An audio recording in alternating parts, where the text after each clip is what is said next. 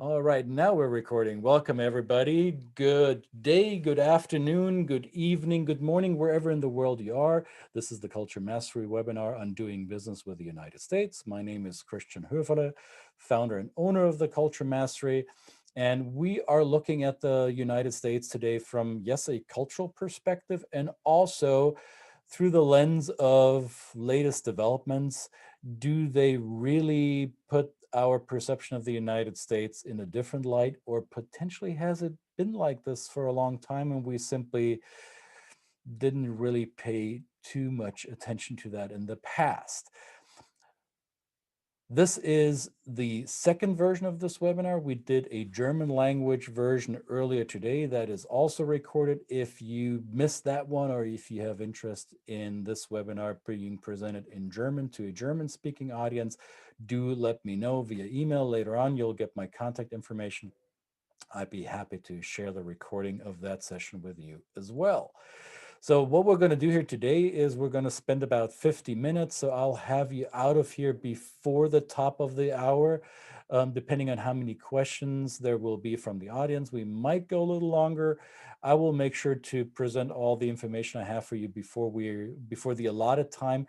Those of you who want to hang out a little longer and go through some questions, I'm happy to do that. I kept about 30 minutes after the session open exactly for that purpose. However, if you need to bounce off because you have other obligations, no worries. We got you covered. So what are we going to talk about here today?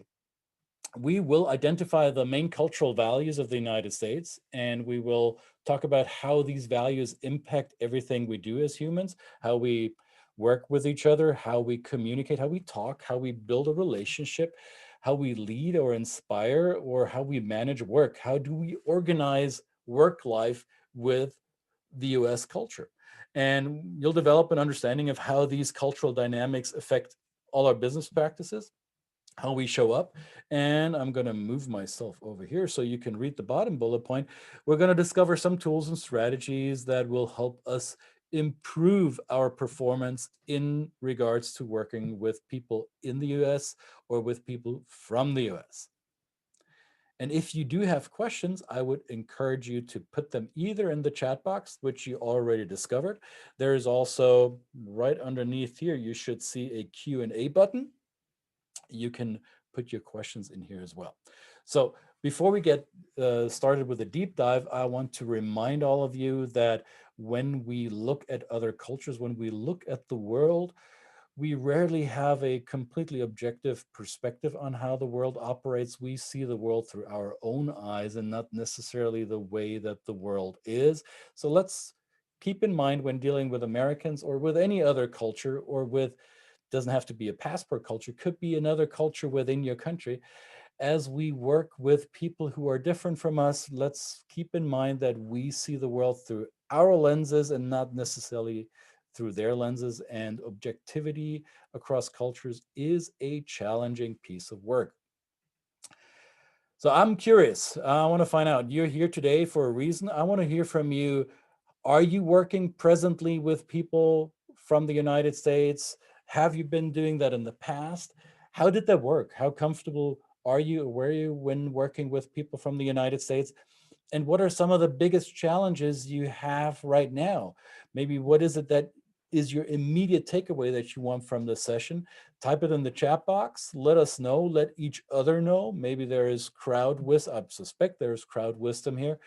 And if there are issues or challenges that you don't feel comfortable discussing openly, you can also put that in the chat box. A chat box only directed at me. There's a drop down in the chat box. You can send it to me exclusively if you feel not comfortable sharing that with the entire group. Or ideally, you would reach out to me afterwards via email. I will give you all the contact information for you how to do that, and we can discuss this one-on-one in a more private setting. But I'm curious, some of you might already be working with the United States. Let me know. Let each other here in this group know what's been one of your biggest challenges in doing so. Because when we do work with other cultures, it is important that we recognize that some of these differences are really obvious to us. We can easily pick it up with our senses. So these are the things that live above the water surface right here, where this beautiful animal is displaying its dangerousness, right? These are the do's and don'ts of cultures, what we can see, what we can hear, what we can smell, taste, touch. Our five senses, what they pick up about another culture. That's the easier part, right? That's what we quickly observe and might easily be adjusted to. The do's and don'ts, the stuff that you find in books or on your smartphone app. And then there are the things that are underneath the water surface. Sometimes you see this displayed in form of an iceberg. Um, I live in a climate zone where we don't have icebergs, but I live close to an area where we have these type of animals. And under this water surface, there looms danger, right? These are pointy teeth and muscular jaws and overall dangerous animals. So what's underneath the surface are the implicitly learned parts of culture, the belief systems, the faith, the value base upon which we argue or interact with each other. So very subjective and not necessarily easily changed or easily recognized. So let's be aware that what we see, hear, taste, smell, touch upon first contact may not always be a safe indicator as to what's going on underneath the surface. And I see here Annette is saying that there are regional differences within the US. Yes, we'll address that in a second. Stephanie says, lucky you know icebergs. Yes, I know that Stephanie lives in colder climates, so she might be familiar with those. Conflict avoidance makes it hard to read, in quotation marks, read US Americans. Yes, conflict avoidance. We'll talk about that as well.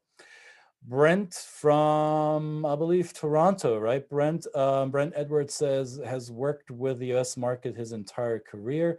Biggest challenge has been explaining our market, that is, I guess, the Canadian market, to colleagues. Yes, thank you for that comment, Brent. We'll talk about this in a little bit.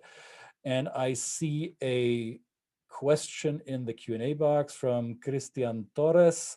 How to do business in the US, multicultural country, if we find managers, employees who are from different countries and have a culture different from the American one, like himself, who is Latin, or like myself, who I am German. Excellent question, Christian. I will answer this live, so hang on. This is a question that everyone will probably want an answer to, so give me a second to get to that. Excellent. So no icebergs, but alligators and other dangerous animals. Why are we talking about this? Because the US is a culture, a country that didn't simply evolve over hundreds of years like many European countries and other countries around the world have developed. The US is one of those countries that, as a nation, evolved via immigration and by design, more design than many other cultures did. And we're going back in history here a little bit. I'm showing you pictures of the Mayflower ship, which shuttled the first loads of settlers from Europe into North America, and who settled down in Jamestown, in one of the, or probably the first permanent European settlement in North America. And this started happening in the early 17th century. So 1619, I believe, was the first time that the Mayflower landed on the eastern shores, and it went back and forth between England and the United States to bring in new people.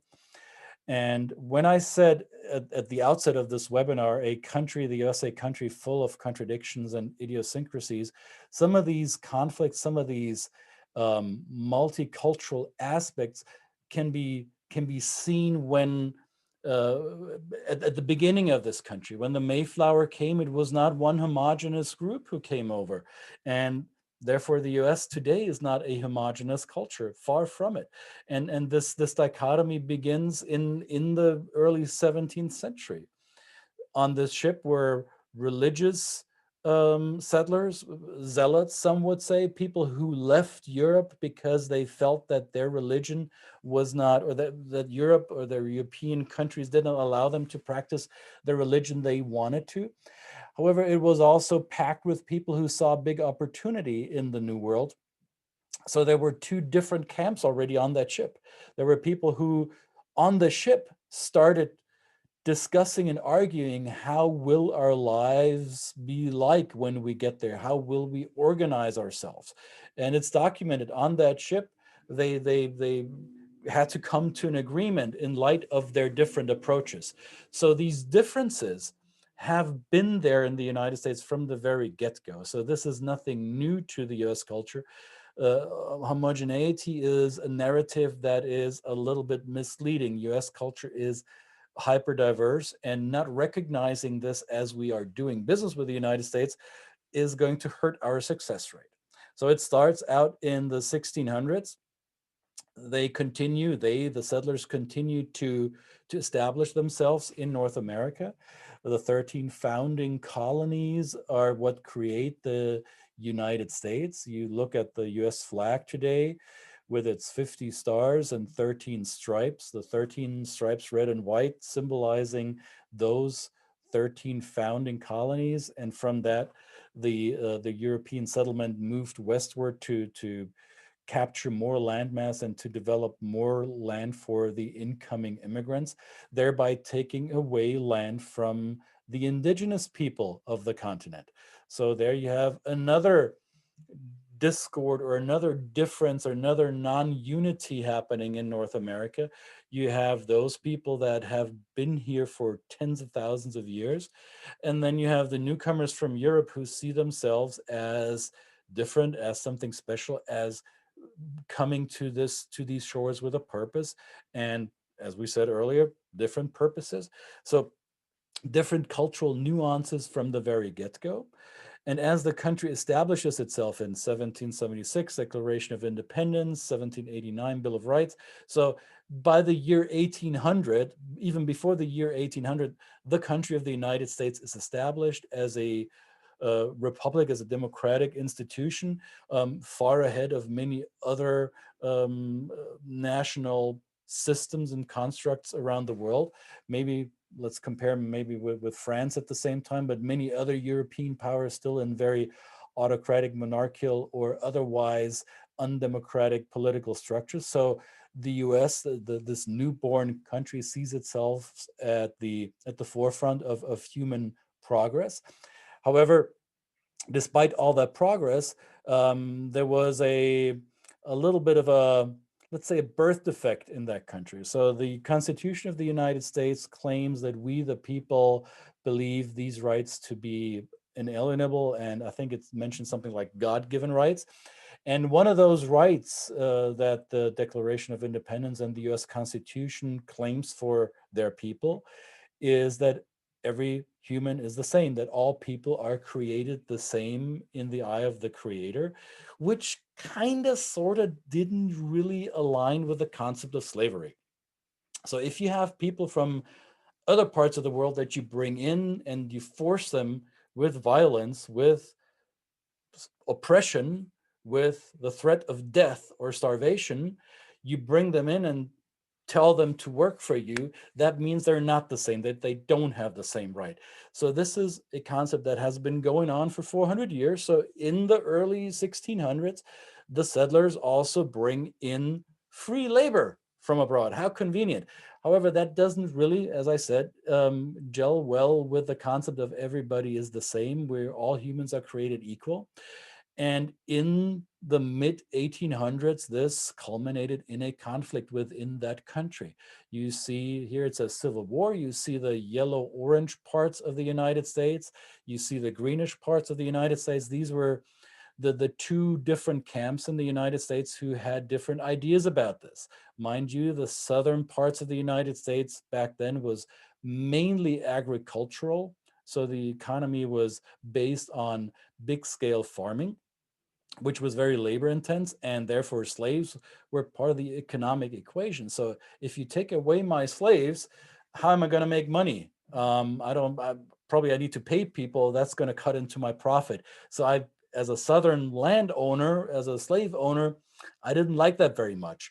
And if I was one of those people, I went to war against the change that was imminent, because under President Abraham Lincoln, there was a threat that the slaves should be freed within due time, which the southern states were fighting against. So this was the main reason the Civil War erupted. There were other reasons that played into it. And it's probably safe to say that many of the other reasons that were not around slavery were the reasons that had been to the had been pushed to the forefront of the explanation for the Civil War, as if to justify the causes of the true causes of the Civil War. So let's make no mistake, the Civil War erupted around the question, do we own slaves or not? The North said nope, or the federal government said no, and the state governments of South Carolina and then its neighboring states said, nope, we're not gonna follow suit here. We are fighting this. This is an important cut in U.S. history because it almost, I don't want to say cemented a divide in the country. However, it really, really dug deep trenches that resonated for decades in this country. And some would say it is still resonating in this country, even though the slaves were freed after the end of the Civil War in 1865. But for almost 100 years, the equality of the freed slaves was not ensured by US society and the legal system. It wasn't until the civil rights movement in the 1950s and 60s that began creating more equal rights for African Americans who had been oppressed and underprivileged and segregated for generations. So the Civil War, even though it's only four and a half years in U.S. history, its repercussions have been felt for a long time, and many argue repercussions or the shock waves are still palpable until today.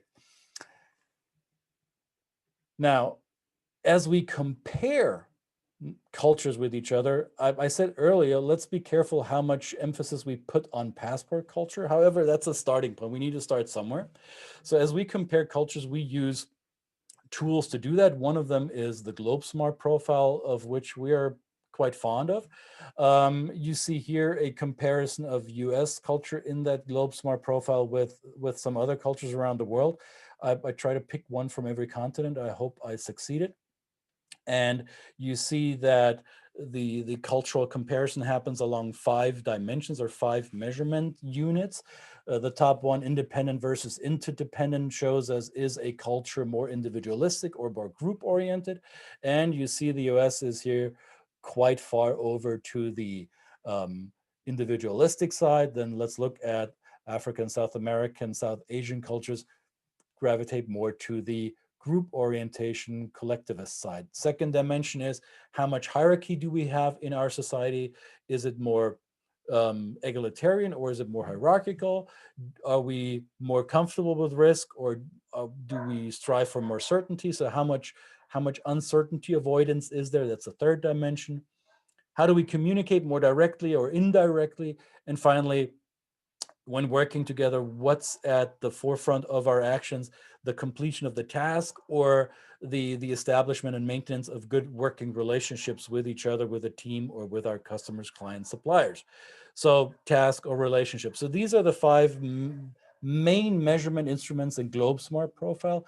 They obviously can be broken down into subcategories, which I'm not going to share with you here today. That is something that we will do in our live online training. I have a training queued up for those of you who want to dive deeper into this concept, a 3-hour program, 2 times 90 minutes on doing business with the US 101. And GlobeSmart will be part of this. We also look at a combination of measurement instruments. So this is taken from the culture map by Aaron Meyer. So you see here on this grid, is a culture comfortable with confrontation? Is it okay to argue? Or is it maybe not so good? Let's avoid confrontation. Stephanie, I think, said conflict avoidance in the US. Well, according to this grid, it's not really conflict avoidance. However, it's less confrontation than you would see in France, Spain, Russia, Germany, the Netherlands, right? In the countries that rank further to the confrontational side. And that let's compare that or overlay that with emotional expressiveness or emotional restraint. So the S, somewhere dead center in the middle, not too emotional, but also not subdued. But let's compare this to confrontational Danes or confrontational Germans. Hello, me here. I would reduce my emotional expressiveness when arguing, but I would go really straight to the core, and I would not shy away from the confrontation. Let's say Italians, we have somebody from Italy, or Israelis, the French, the Russians, tend to be quite confrontational and also be emotionally expressive about it. So that is the emotional expressiveness is something that we see more in Latinx or Mediterranean, also Arabic and some Asian cultures, right? So you see how cultural dimensions can be overlaid and can be put into a grid like this. So we walk through this in our training programs in much more depth. I prepared another one here around leadership. Do we lead in a more hierarchical style, which would be over here, or a more egalitarian style? And is our leadership top down? Is it, if there is somewhat of a hierarchy, is the nominal boss telling us what to do and it trickles, the orders trickle down? Or is it, are the decisions made consensually? And you see here the United States along with many other Anglo cultures in the more egalitarian top-down quadrant, compared to, let's say, many of the Nordic cultures, egalitarian and consensual, or other quadrants, as you see here. So this is how cultural comparison tools can add a lot more texture and understanding to these cultural concepts. But it's not only culture that we're looking at. Personality also matters in working with each other. Not every behavior can be explained with culture. We use a personality profiling instrument called Bank Codebreaker, which classifies people into 4 prototypes of behaviors. Mind you, we are all 4 of them in different variations and combinations, almost like the PIN code to your debit card. Unless you know the code of the personality code of a person, it might be a bit harder, or it definitely is harder, to recognize how people make decisions or how they would like to work with each other. Now, let's look at some of those narratives around US culture that you may have heard in the past and that may be a bit misleading and may prevent us from looking at the diversity of different cultures that we find in the United States. So the old narrative is that of the melting pot. Immigrants come to the United States, and when they do, they all become American, and thereby they all become the same, which, as we now know, is not quite true. If that were the case, then if we melt down everything, we have this brownish homogeneous mass that you see in that melting pot on the top picture. The reality is a much more complex one. The image of the United States is multifaceted, like a mosaic, like a salad, like a soup. You pick your metaphor that you like best. Every piece, every ingredient has its own size and shape and color. And not so much a melting pot, much more a multifaceted kaleidoscope of different personalities and cultural nuances. Another narrative is that, still aligning with this melting pot idea, is that we are, when I say we, the US, we are a culture of exceptionalism, and that we are born like the phoenix from ashes. We are the new model of national togetherness. We are one from many, as the motto on many US icons. Here you see a coin that says "E pluribus unum," Latin phrase meaning we are one from many. The reality is more that we are "E pluribus multi," or "E pluribus duum," I guess. My Latin has gotten a little rusty. So the idea, the self-image, is that of one united States of America. The reality is that even though as a country we are united, however, within the country there are a lot of cultural nuances that, if we want to do business successfully here, we need to be aware of. This is a study, it's been out there for a couple of years now by, I think it was done by Tufts University, looking at different geographic footprints in North America and how they may reflect different cultural nuances. What they also put into this study was voting preference. Now, this was done before the 2016 election, so this is a bit dated in that regard. So I would not necessarily say the red and blue color scheme for voting more conservative or more liberal still applies in the same way. However, the geographic footprints that they've identified are quite telling. I think they're still somewhat valid. So you see the Deep South, you see the Greater Appalachia, the Midlands, Yankeedom, New Friends, First Nation for those, for our Canadian friends up here, the left coast, not the west coast, the left coast. So these geographic footprints often come with regional behavioral differences. And yes, Brent, I see that you're tickled that it includes Canada and Mexico, because Canadians may not call themselves Americans. However, America is the name of the continent. Actually, it's the name of two continents. And all the countries in North and South America are, technically speaking, Americans, right? So in this study included the three countries present in North America. And if you're really interested in the study, let me know. You'll get an email from me anyway after this webinar. And if you're truly interested in this, I'd be happy to share the links that will lead you to the detailed study here. Here's another map illustrating some cultural regions of the US that goes into further details right there. I don't want to break them apart. However, you can get really small in these detailed observations of what US culture is like. I myself live in the number 15 part. What is that called? I guess I'm not seeing it because I have overlay here on my Zoom interface. But if you're marketing, if you're working, selling, customer serving, recruiting in this country, knowing which pocket of the United States you're dealing with is critically relevant. It's not just one America, right? It's not just one United States, and it's not just one California or one New York or one Florida. It's the state lines won't always help you in recognizing these cultural nuances. Also, we often hear and talk about how urban versus rural can play a role. You see here a map of population density. The darker the blue, the denser the population in the country, which makes it quite obvious there are parts of the US that are sparsely populated, and that will obviously affect how people act or behave with each other. Here's another map in a more 3D type version. So you see the peaks where the population is most dense, and then you see flat land where people live far apart, and that certainly affects behaviors, that certainly affects culture. On this map here, once it progresses, on this map here, you see color schemes based on data from the 2000 US Census. I'm very curious to see the updated data from the 2020 census.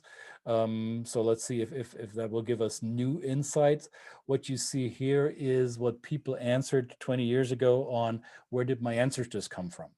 So the blue here that you see in the center and north of the country, those are people who by and large said our ancestors were from Germany. You see here this pinkish color in the southwest, our ancestors were Mexican or Spanish. And then you see this purple brownish color down here in the southeast, our ancestors were African, or they classify themselves as African American. So you could look into this ethnic diversity in much more detail, and we'll on a map that I have coming up, you'll see it for one city how that plays out. That's fascinating and scary at the same time. Also, linguistic diversity. The English that is spoken in the United States is not the same across the country. Yes, English is the default language. The United States, however, does not have an official language. Nowhere does it say that English is the official language of the country. It became the default language with its different variations. I speak English with a slight accent because English is not my first language, and that is the story, the truth for many people in the United States. It was not their first language when they first came here, and even children of immigrants may speak 2 or more languages in their homes, and therefore the way they speak English will be different. It will be shaped by the geographic region, by the English that they hear on a day-to-day. So these are some of the many different accents you will hear throughout the United States. And the trained ear will be able to discern whether somebody is from, let's say, Boston, New York area, or from the upper Midwest, or from the deep South. That is, sometimes it's quite easy to recognize that for the trained ear. For the newcomer, this might be utterly confusing, and the English that you learned in your school system in whatever country you came from may not reflect the English that is spoken in the United States. So you may feel like you know English, and then you come to the US just to find out that, wow, that's different than the way that I was taught. Happened to me and to many people that I know. Wealth distribution, look at this. The counties, the districts that are colored in red on this US map, those are the counties with a gross domestic product of more than $100 billion. So these are some of the urban centers of the United States. Here on the West Coast, you have Los Angeles, San Diego, the greater, well, Southern California basically, but coastal Southern California. Up here you have San Francisco Bay Area, Silicon Valley money. Up here you have Seattle money. 3 urban centers in Texas, Dallas, Fort Worth, Houston, San Antonio. You have Miami down here at the tip of Florida. New York up here. Well, actually, this is Boston. I guess New York is right here. It should be red too. This is Boston, Massachusetts. You have Detroit. You have the Chicago area, Minneapolis, St. Paul. So these are the urban centers where the money is, right? That also tells you that there are a lot of regions throughout the country that don't have that type of money. So economic or financial distribution is uneven. Does that affect how people act, behave with each other? It certainly does. Here on this map, this is a map of urban Chicago. I give you 2 maps to explain what this means. Those of you who are not familiar with the US election process, you may not have heard the word gerrymandering. I had to look it up myself when I first came across it. It is the districting of electoral districts or voting districts. So on the left map, on the one over here, you see Chicago and its ethnic diversity. However, ethnic diversity as it reflects in where people live. So you see those blue parts, those are the Black African American parts of Chicago. The pinkish parts are the white parts. The orange yellow parts are Hispanic, and then we have green spots for Asian and black for other.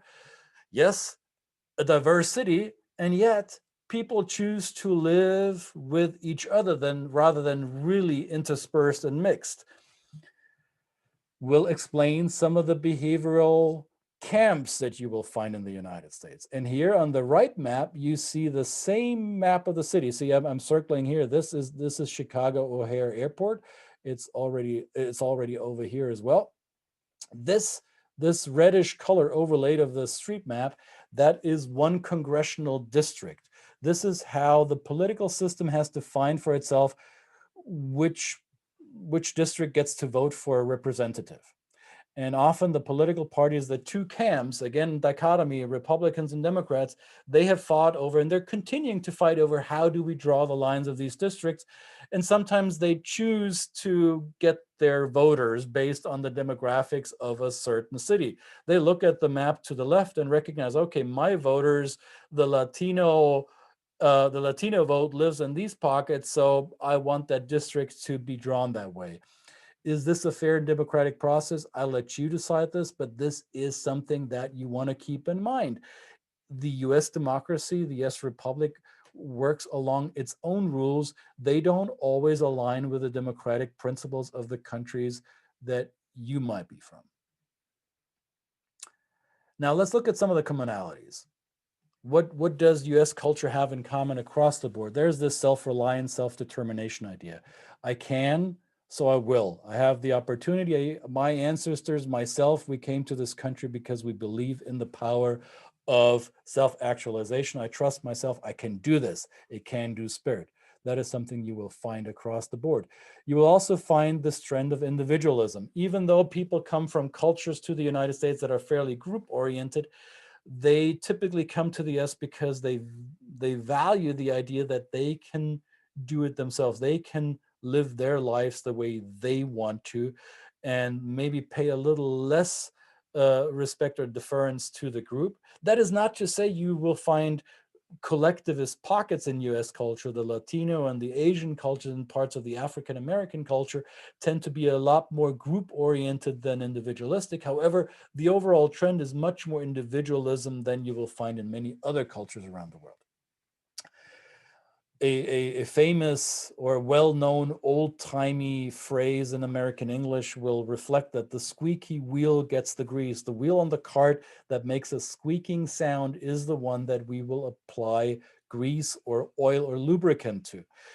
And this means that only if I speak up, only if I make myself heard, only if people get to notice me, will I be paid attention to. Hey, I can do this job. Hey, I completed this job, so give me more. I proved my worth, so give me more responsibility. Or look at me, I'm the best one with the best sales results. Hey, employee of the month, here's a framed picture of you on the wall of our establishment. So this is how individualism shows up in US culture and how it is rewarded. Also, it's about winning. It's oftentimes seen as a dysfunctional winning culture by those who look at it from the outside, because winning means that those who don't win lose. Another part of US culture dichotomy: if one party wins, the other party needs to lose by default. This win-win, or this compromising or finding a balance between those who prevail and those who lose out, that is something that is not as strongly embedded in the US mindset. You will find that in more collectivist culture, the individualism that I just mentioned often begets this winner type ideal that only if I win do I succeed. And if I don't win, I fail my family, myself, my company. And that also brings about self-worth issues, right? I'm not saying right or wrong. I'm simply describing a phenomenon that we often experience here in the United States. With winning, or the desire to win, comes scorekeeping. I want to keep track, a culture that records its results, data collection, not just in sports, but throughout industry. Big data collection, information gathering, keeping score, who wins, who loses, is part of US culture more so than you will find in others. And you will also find that short-term motivation or short-term orientation is something that gets people in the US going. If I dangle a carrot right in front of my face, that's the one that I will try to reach.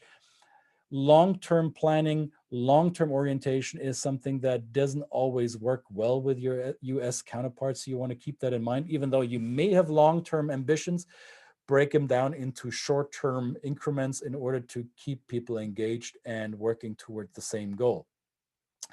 Not endorsing the company who came up with the slogan. However, this just do it mentality is something you'll find throughout the country. This is what's inherent in US culture. It's being comfortable with risk, doing it, and if we don't get it at the first time, we'll try it again. Do it without the fear of failing, because failure is only a feedback that what you didn't succeed yet, so try something else.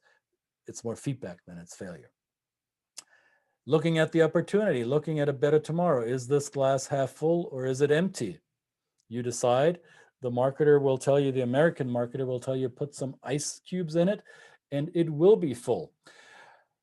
The belief in innovation, the belief in the ingenuity of our society, of the big brains of our society. This is an image of a SpaceX rocket launch. So not NASA, not a government enterprise, a private entity sending rockets into space and now sending people into space. The belief in the power of our minds is strongly held in the United States, and that you can accomplish if you want to. Doing rather than overthinking.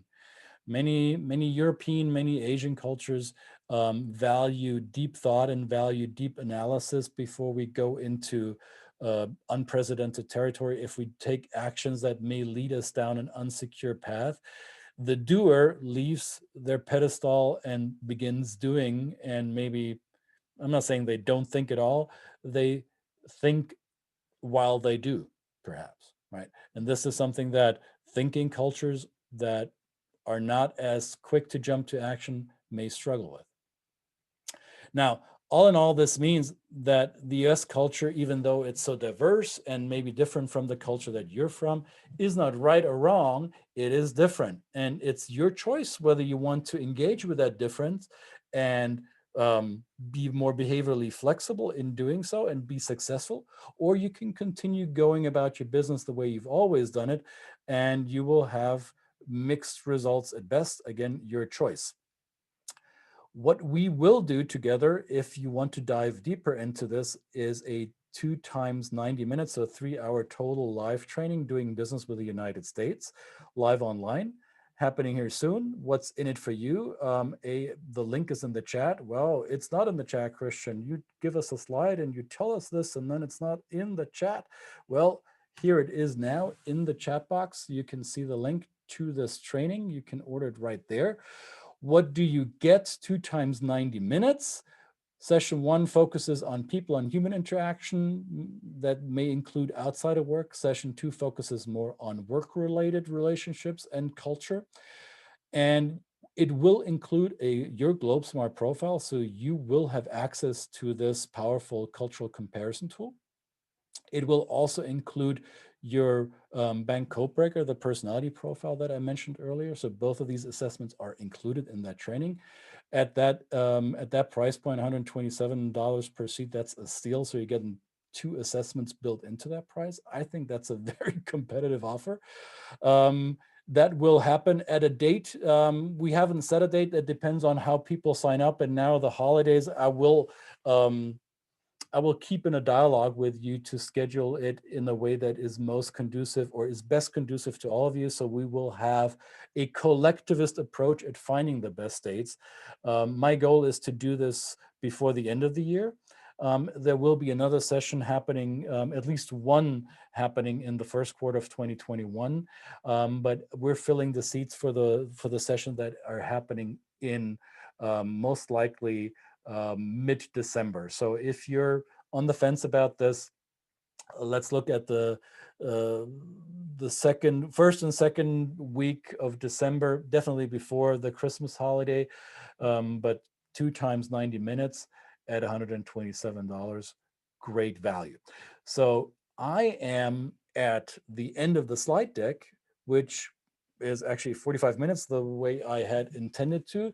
However, I do want to leave some time for your questions, and I'm going to check the chat box to see what we missed. Christian Torres says, I like this part because it's important to know that all the regions and counties have their own laws, and to business is important.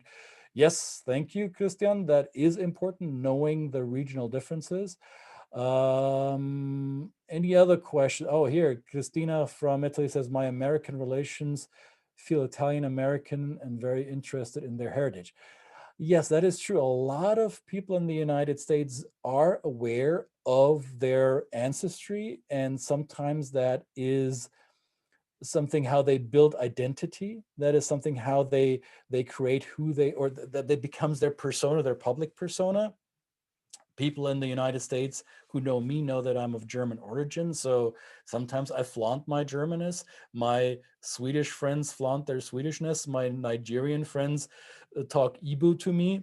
And sometimes those immigrant identities play a role. However, they are sometimes not suppressed, but set aside for the common identity of being American. And mind you, not American in a melting pot sense, but more American in a mosaic or kaleidoscope way.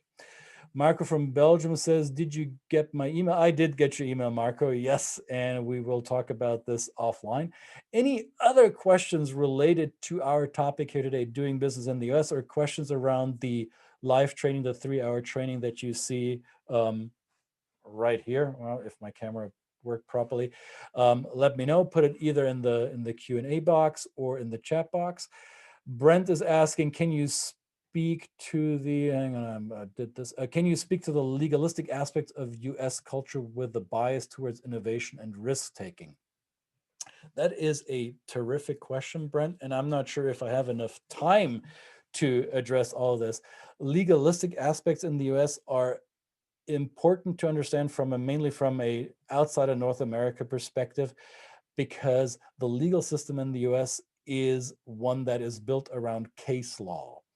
That is a legal system that evolved first in the British Isles, in Great Britain, and not so much in continental Europe, which was more based on the Napoleonic code of law, and before him on the Roman codified law of the Roman Empire. So we have, based on the European immigration that you see in the United States, there are two mainstream legal systems, one that is continentally European and one that's more British. And the British legal system is the one that was the model that shaped the US legal system, which is negotiating law based on a case by case and comparing it to precedent cases that came before it. So it's arguing not by principle, it's not creating law or speaking a verdict based on a legalistic principle, but based on the cases that came before that set the example. And these cases may evolve over time. The precedent may evolve, and it typically it serves innovation in a way, because if you're speaking law, or if you're practicing law based on principles that are somewhat unmovable or monolithic and rigid, sometimes that type of legal approach will thwart innovation. The US legal system tends to be a bit more fluid around this, and at least in the past has proven to reward new approaches, to reward innovation. However, I would not say that this is only the innovation that you see coming out of North America, or especially the United States, is only a result of its legal system. It is an important piece of the puzzle, Brent, I agree. It's one piece, so the whole picture contains of more elements.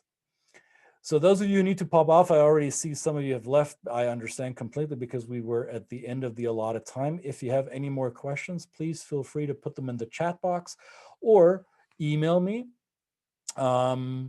I have a few people here that already expressed interest in the training. Great. If that is something that you want to do, put it in the chat box. Let me know in the chat I'm in, or I'm interested, so I know to follow up with you first and make sure that we get you penciled in for the course.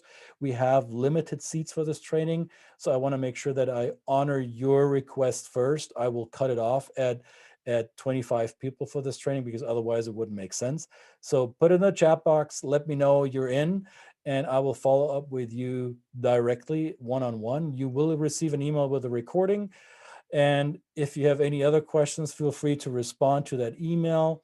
You see it here on the final slide. This is my US office phone number. That works. Maybe not during the holidays. We have a big holiday coming up tomorrow here in the United States, but email is always on, so feel free to reach out. I thank you for your attendance today. I thank you for your interest. Thanks for being engaged and using the chat box to communicate with me and with others. This was the Culture Mastery webinar on doing business with the United States, a country full of contradictions and idiosyncrasies, and yet a lot of things in common. Thank you very much. I hope you have a wonderful rest of your day. And if you are residing in the United States, I hope you have a blessed and relaxing Thanksgiving holiday tomorrow. Thank you. Talk to you soon. Bye-bye.